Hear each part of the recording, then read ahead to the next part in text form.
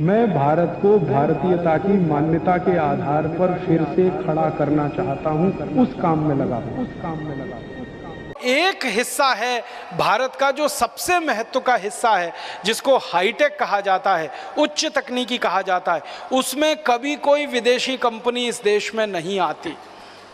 मैं आपको नाम लेके बताऊं, सैटेलाइट बनाना हाई टेक्नोलॉजी का काम है, बहुत कठिन टेक्नोलॉजी होती है, बहुत क्लिष्ट टेक्नोलॉजी होती है, बहुत कॉम्प्लिकेटेड होती है। सैटेलाइट बनाना आसान काम नहीं है, लेकिन सैटेलाइट बनाने के लिए आज तक इस देश में कोई विदेशी कंपनी नहीं आई। आपको सुनकर हैरानी होगी, भारत देश ने अपना सबसे पहला सैटेलाइट 1975 के साल में छोड़ा था, जिसका नाम था आर्यभट्ट। तो आर्यभट्ट 1975 में हमने अंतरिक्ष में छोड़ा और उसके बाद हमारे 20 सैटेलाइट अंतरिक्ष में गए हैं, और अभी लेटेस्ट हम तो दूसरे देशों के सैटेलाइट भी अंतरिक्ष में छोड़ने लगे हैं। इतनी तकनीकी का विकास इस देश में हुआ है, ये संपूर्ण स्वदेशी पद्धति से हुआ है, स्वदेशी के सिद्धांत पर हुआ है और स्वदेशी आंदोलन की भावना के आधार पर हुआ है। इसमें वैज्ञानिकों ने काम किया है वो स्वदेशी, इसमें जो तकनीकी इस्तेमाल हुई है वो स्वदेशी, इसमें जो कच्चा माल इस्तेमाल हुआ है वो स्वदेशी, इसमें जो टेक्नीशियन लगे हैं, जो मैकेनिक लोग लगे हैं, वो सब स्वदेशी। इनको छोड़ने के लिए अंतरिक्ष में जो काम हुआ है वो भी हमारी प्रयोगशालाएं स्वदेशी, इनके नियंत्रण का काम होता है वो भी प्रयोगशालाएं स्वदेशी। तो ये सारा कुछ स्वदेशी के सिद्धांत पर आधारित है सैटेलाइट के क्षेत्र में हमारा काम। और आपको मालूम है, अब सैटेलाइट छोड़ने के क्षेत्र में भारत अमेरिका, चीन, फ्रांस, ब्रिटेन के बाद 5वें नंबर का देश हो गया है। एक ज़माने में ये देश हमको चिढ़ाया करते थे कि भारत का सैटेलाइट अपने देश में से छोड़ने की अनुमति नहीं देते थे। बहुत बार ऐसा होता था कि हम सैटेलाइट बनाते थे, दूसरे देशों से छोड़ने के लिए जाते थे, लेकिन वो नहीं मानते थे। अब तो हमने अपने देश में ऐसे स्टेशन विकसित किए हैं।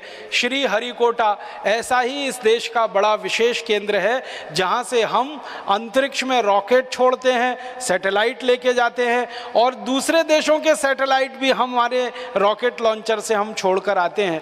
इतनी तरक्की और इतना विकास इस देश में हुआ पिछले 30 वर्ष में, तो सिर्फ स्वदेशी की ताकत और स्वदेशी के सिद्धांत पर हुआ है। एक और उदाहरण देता हूं, मिसाइल बनाने की जो टेक्नोलॉजी है ये संपूर्ण स्वदेशी है, भारत में विकसित हुई है। आज से 30 साल पहले भारत के पास कोई मिसाइल नहीं थी अपनी, हम विदेशी मिसाइलों पर निर्भर थे। या तो रूस की मिसाइल हमें मिले या अमेरिका हमको दे। लेकिन 30 साल से इस देश के वैज्ञानिकों ने, विशेष रूप से DRDO के वैज्ञानिकों ने रात दिन मेहनत और परिश्रम करके मिसाइल बनाने की स्वदेशी तकनीकी विकसित की। हमने 100 किलोमीटर की मार करने वाली मिसाइल बनाई, फिर 200 की, फिर 500 की, फिर 1000 की, फिर 1500 की, अभी 2000 की, अभी 2500 की, और अब 5000 किलोमीटर की मार करने वाली मिसाइल इस देश में विकसित हो गई।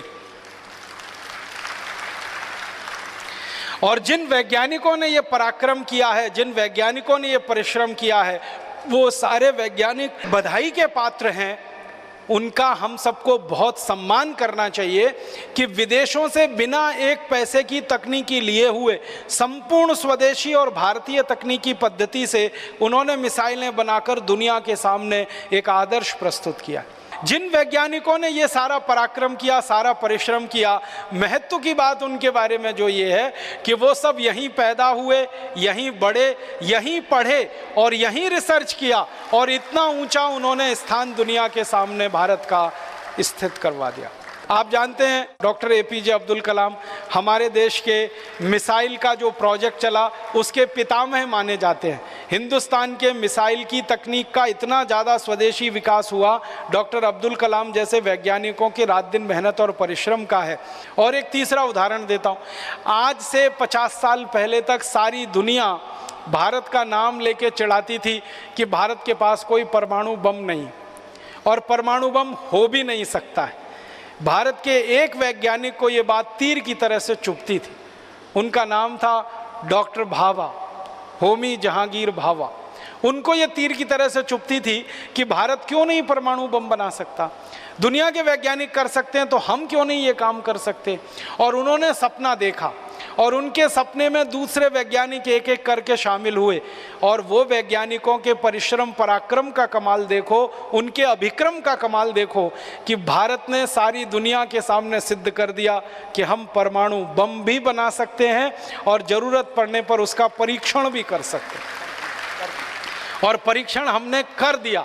आप जानते हैं सबसे पहला परीक्षण 1974 में किया, श्रीमती गांधी के समय में, और उसके बाद 3 परीक्षण उसके बाद हमने किए, और हमने ये परमाणु परीक्षण करके सिद्ध कर दिया कि अमेरिका या फिर फ्रांस या तो फिर ब्रिटेन या तो फिर रूस या तो फिर चीन जैसे देशों के पास जो परमाणु हथियार हो सकते हैं, वो भारत के देश के पास भी परमाणु हथियार हो सकते हैं।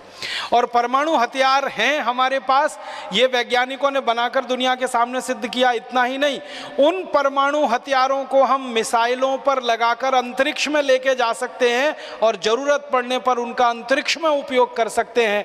ये सिद्धि भी हमारे वैज्ञानिकों ने अभी हासिल कर ली है, और ये भी संपूर्ण स्वदेशी की ताकत पर हुआ है, संपूर्ण स्वदेशी के आग्रह पर हुआ है।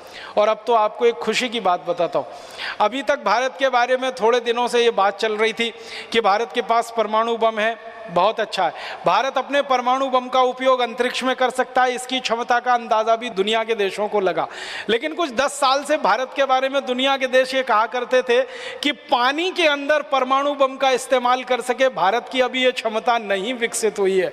लेकिन अभी इसी साल भारत के वैज्ञानिकों ने एक परमाणु पनडुब्बी बना के सारी दुनिया को दिखा दिया कि पानी के अंदर अरिहंत नाम की पनडुब्बी जो इस देश ने बनाई है संपूर्ण स्वदेशी है, 100% स्वदेशी है, और वो पानी के अंदर जाकर परमाणु हथियार का हमला कर सकती है, किसी भी दुश्मन को नेस्तनाबूद कर सकती है। दुनिया में ये क्षमता सिर्फ 3 देशों के पास है, या तो अमेरिका के पास है, या तो चाइना के पास है, और या तो फ्रांस के पास है।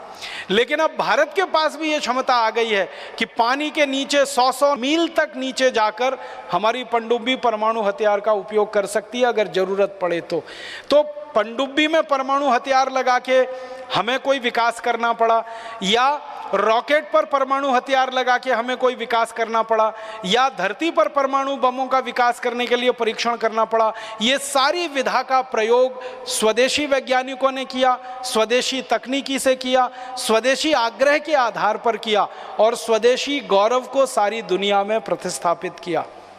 ये हाईटेक चीज़ें होती हैं। मिसाइल बनाने का काम, सैटेलाइट बनाने का काम, परमाणु बम बनाने का काम, पनडुब्बी बनाने का काम, जलयान बनाने का काम, जलपोत बनाने का काम, टैंक बनाने का काम, टैंकर बनाने का काम, तोप बनाने का काम, बंदूकें बनाने का काम, राइफल बनाने का काम, गोला बारूद बनाने का काम, ये सब चीज़ें हाईटेक होती हैं। और इन सब चीज़ों में हम बहुत आगे बढ़ चुके हैं स्वदेशी के रास्ते पर। और एक चीज़ याद आती है मुझे कि हमने तो स्वदेशी के रास्ते पर चलकर सुपर कंप्यूटर भी बना लिया और सारी दुनिया को दिखा दिया। सीरीज में सुपर कंप्यूटर दुनिया के देशों ने पहली बार देखा बनते हुए, वो भारत में बना, और वो सुपर कंप्यूटर बना, फिर उस टीम ने दूसरा बनाया, फिर तीसरा बनाया, और अब हिंदुस्तान ने अभी तक 56 से ज़्यादा सुपर कंप्यूटर बनाकर दूसरे देशों को बेच दिए। और कनाडा जैसे देशों ने हमारे सुपर कंप्यूटर खरीदे। अब तो अमेरिका हमारे सुपर कंप्यूटर खरीदने को चाहता है। कारण पता है क्या है? भारत का सुपर कंप्यूटर अमेरिका से 10 गुना सस्ता है और 100 गुना ज़्यादा स्पीड पे काम करता है। कीमत में 10 गुना कम है और सुपर कंप्यूटर की स्पीड अमेरिकन सुपर कंप्यूटर से 100 गुनी ज़्यादा है। कीमत भी कम हो, क्वालिटी भी अच्छी हो, ऐसा अद्भुत काम हमारे देश के वैज्ञानिक करके दिखा सकते हैं। तो मेरा ये कहना है, इतने सारे उदाहरण देने के पीछे एक ही कारण है, वो ये कि भारत में तकनीकी का जितना विकास हो रहा है वो सब स्वदेशी के ताकत पर हो रहा है, स्वदेशी के आग्रह से हो रहा है, स्वदेशी गौरव, स्वदेशी अभिमान के साथ हो रहा है। कोई विदेशी कंपनी हमको टेक्नोलॉजी देने नहीं आ रही है और वो कभी आएंगे भी नहीं, क्योंकि जो उनके पास लेटेस्ट टेक्नोलॉजी है उसको लाकर वो कभी भी हमको नहीं देंगे। हाँ, एक चीज़ हमें ध्यान रखनी है, कोई भी विदेशी कंपनी भारत को आकर अगर टेक्नोलॉजी देगी तो उनकी 20 साल पुरानी टेक्नोलॉजी हमको देगी। जो उनके देश में बेकार हो चुकी है, जिसका वो इस्तेमाल नहीं करते हैं, जो उनके लिए फेंकने लायक है, डंप करने लायक है, वही टेक्नोलॉजी वो हमको देंगे। वो कोई लेटेस्ट टेक्नोलॉजी हमको लाकर नहीं देने वाले। दोस्तों, सबसे पहले तो चैनल सब्सक्राइब करें, फिर लाइक, कमेंट और शेयर करें। और हाँ, हमारा एंड्रॉयड ऐप डाउनलोड करना ना भूलें।